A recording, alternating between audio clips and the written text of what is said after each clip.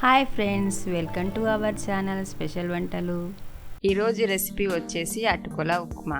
మనం ఎప్పుడు సన్నరవ్వతో చేసుకుంటాం కదా, ఇలా ఒకసారి ట్రై చేయండి, తప్పకుండా నచ్చుతుంది, సూపర్గా ఉంటుంది. ముందుగా తయారీ విధానం: ఒక బౌల్ తీసుకోవాలండి. నేను 1 కప్పు దొడ్డ అటుకులు తీసుకుంటున్నాను. జల్లించుకోవాలి అటుకులన్నీ. వాటర్ పోసుకొని అటుకులని ఒకసారి తడుపుకోవాలి.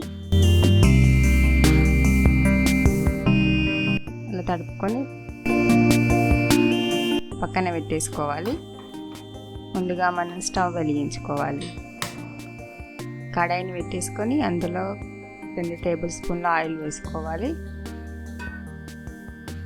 ఆయిల్ కొద్దిగా వేడెక్కాక 1 టీ స్పూన్ జీలకర్ర ఆవాలు వేయించుకోవాలి. జీలకర్ర ఆవాలు ఇలా చిటపటలాడాలి.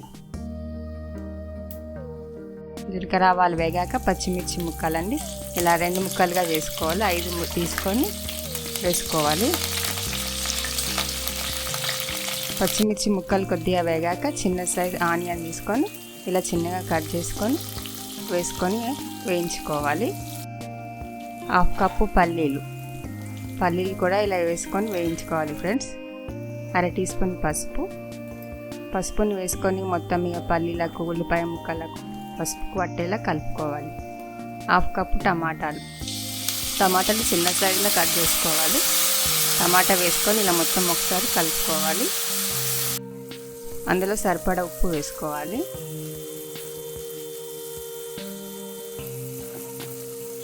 కొద్దిగా కరివేపాకు వేసుకొని మొత్తం ఇలా కలుపుకోవాలి. ఇప్పుడు మంటను లో ఫ్లేమ్లో పెట్టుకొని మొత్తం ఇలా కలుపుకోవాలి.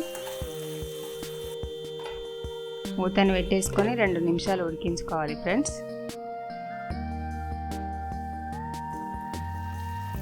ఒకసారి చూడండి, టమాటా ఉడికిందో లేదో చెక్ చేసుకోండి.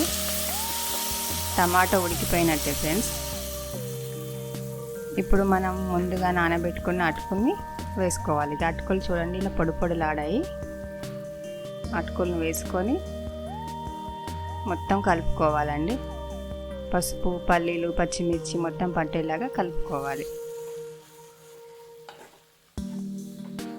అటుకులు ఇలా వేడిగా ఉన్నప్పుడే బాగుంటుంది.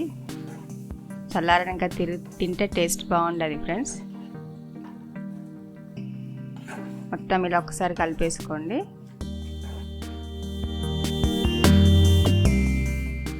వేడి అటుకుల ఉప్మా రెడీ అయిపోయింది friends. Thank you friends, thank you for watching. మంచి వీడియోల కోసం మా ఛానల్ని సబ్స్క్రైబ్ చేసుకోండి.